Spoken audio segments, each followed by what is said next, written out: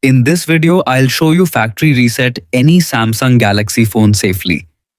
Follow these simple steps to erase all data, restore your device to its default settings, and prepare it for a fresh start.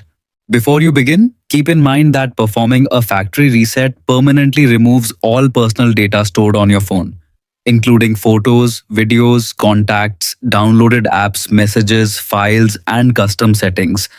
To avoid losing important information, back up everything you want to keep using Google Drive, Samsung Cloud, or another trusted backup service.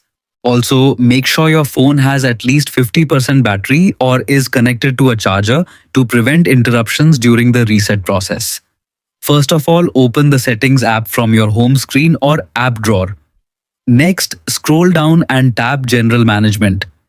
Depending on your Samsung model and One UI version, this option may appear slightly lower in the settings menu.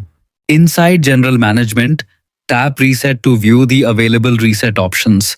Now select Factory Data Reset.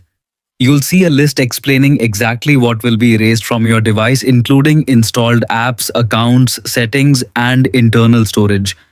Carefully review the information, then scroll to the bottom of the page and tap Reset. If prompted, enter your screen lock PIN, password, or pattern to verify your identity.